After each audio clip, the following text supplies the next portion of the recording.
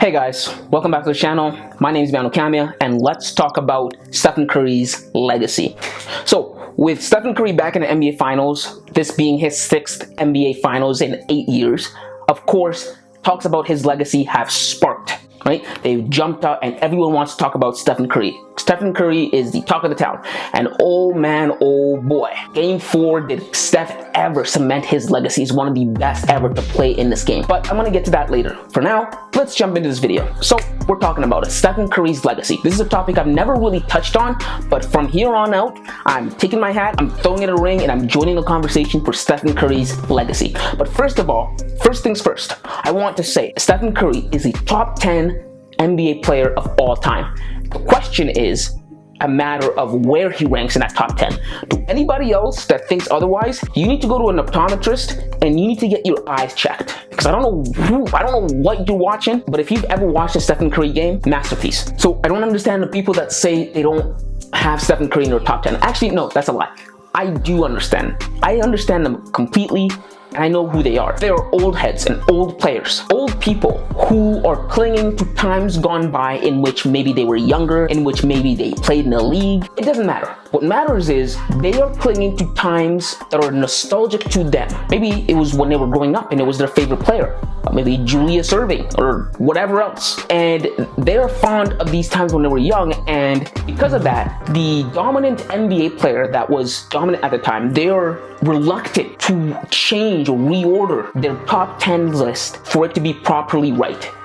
And so they're unwilling to insert new players into the top 10 as time goes on. As time goes on and new players come in and players accomplish feats and accomplish wonders like Stephen Curry has, they still want to deny him from being in the NBA top 10 players of all time. And unfortunately, these people make up the majority of NBA media. Like when you turn on First Take, when you turn on Undisputed, when you turn on whatever basketball channel you tune into, it is consisting of people who are just old, guys who are gonna talk about Julius Erving. Like, ask yourself, could Julius Erving really keep up with Joel Embiid today? Yeah, Allen Iverson was great, but when you compare Allen Iverson's handles to Kyrie Irving's handles, Kyrie blows him out of the water. If you were to put Stephen Curry in any era, Steph would torch. The NBA is so skilled today, so guys that are old have a vendetta against new players. And you see this especially with guys who used to play the game. That's why you'll see a lot of guys insert themselves as, oh, back in my day,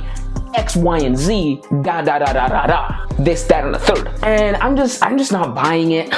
Like when you watch Stephen Curry and you like watch the highlights of these guys who are supposedly supposed to be in the top 10 of all time, I'm like, man, if you put Steph Curry in that highlight wheel of Julius Erving, he would torch everyone in that. Like, what am I seeing? What is that? Right? So I just don't understand guys who are like, oh man, no, Steph is not a top 10 player of all time. Oh my God. This and that. That's a load of nonsense. And especially for guys who used to play the game. I hate dudes who used to play the game who always critique guys that are playing now. Like, bro, you played against plumbers, accountants, and mechanics. I'm not even sure you'd make the league today. You know what I mean? Like today, you actually need to have skills. And skills isn't being the muscle on a team. Skills isn't being the guy that goes up and fouls a guy hard enough so he doesn't get up. Or skills isn't the guy that's designated to be on a team to scare the opposing team. Like, that's not a skill. You actually needed to be able to shoot. You're useless in today's game if you can't shoot or handle the ball. I don't like people who say that, and a majority of people who say that are the same people that don't have Stephen Curry in their top 10. In their top 10. Steph is a top 10 player of all time. I would even put Steph Curry on Mount Rushmore of most influential players of all time. That's Steph's legacy. Like, when you look at the game today, the game has changed completely. That's Stephen Curry. My Mount Rushmore, and this is not my top 10, I'm going to give my top 10 later.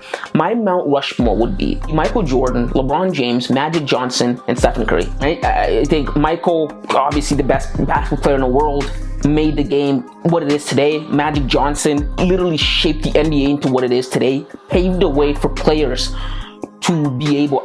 I'll put Magic Johnson up there with Larry Bird. The two are two peas in a pod, right? They literally boosted the NBA's profile to become an international league that now NBA players can make as much money as they do, right? then LeBron James. LeBron for the last 20 years has defined the NBA, right?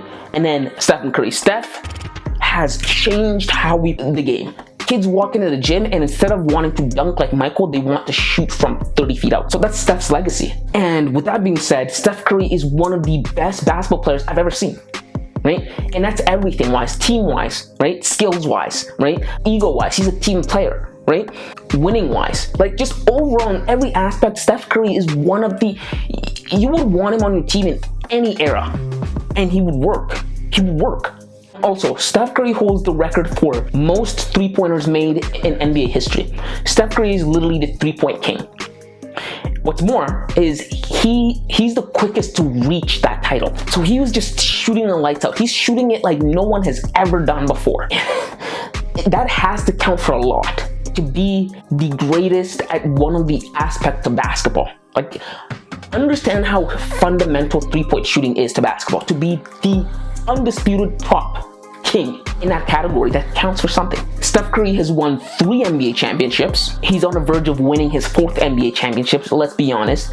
In my personal opinion, I think the Warriors are going to win this championship and Steph Curry is going to walk away with 4 rings and a Finals MVP. And although right now Steph Curry has never won a Finals MVP, I think it's just more of a testament to his selflessness. Because the reason Steph Curry doesn't have a Finals MVP, let's be honest, when Kevin Durant joined the Golden State Warriors, Steph Curry, because of his ego, not needing to prove himself, he just took a step back. He said, you know what, for the success of the team, you can shoot the ball. I don't care.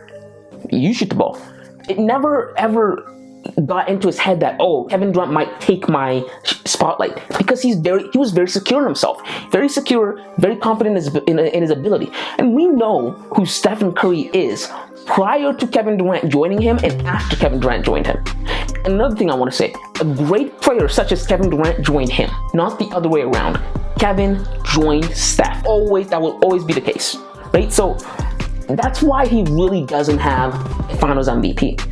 But that doesn't take away from Steph. I mean, when Kevin Durant left, we started to see, we're like, oh, wait, that's right. Steph Curry is actually really, really good. We forgot about that because he just took a step back. He's like, go right ahead, Kevin, right? And we're now seeing it in the NBA Finals, right? I mean, this dude is carrying the Warriors.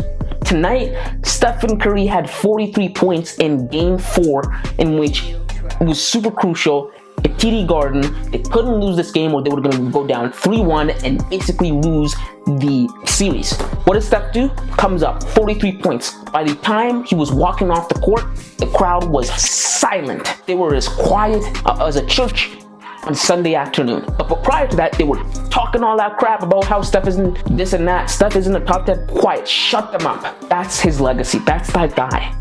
Right? And so I'm going to now give my top 10 players of all time. And for the record, if we're being honest with ourselves, Steph Curry should have won Finals MVP in 2015.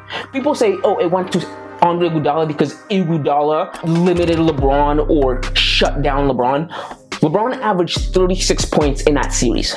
What do you mean he shut him down? What do you mean he slowed him down? What are you talking about? It should have went to Stephen Curry. But that's besides the point. Let's jump into my top 10 list of all time. So at number 1, I have Michael Jordan, of course. Michael Jordan, greatest player of all time.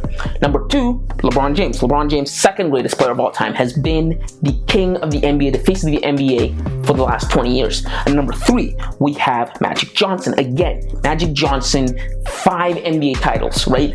Was one of the reasons why the league became as big as it is today, right? At number, Kareem Abdul-Jabbar, rumored to be one of the strongest players that ever played the game, had a unstoppable shot in hook shot. At number 6, the late great Kobe Bryant, 5 NBA titles, one of the strongest work ethics I've ever seen, the crown prince of the Lakers. At number 7, Tim Duncan. Tim Duncan, like Kobe Bryant, has 5 NBA titles, had a dynasty, literally was on the NBA's equivalent of the New England Patriots. 20 years of always making the playoffs and dominance. Won 5 NBA titles with that. At number 8 is Larry Bird, the great Larry Bird, the counterpart to Magic Johnson.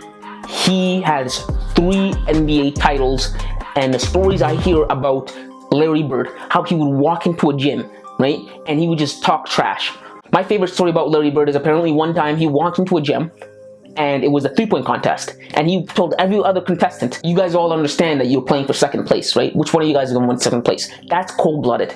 Number 8, Larry Bird. And number 9 is Stephen Curry, the 3-point king. The guy who changed the basketball forever. Stephen Curry.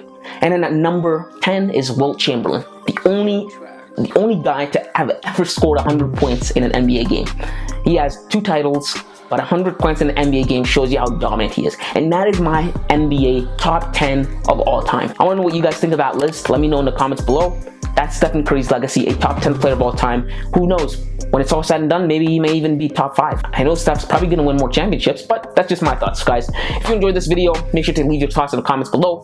Drop a like for the algorithm. I'd really appreciate that. And subscribe.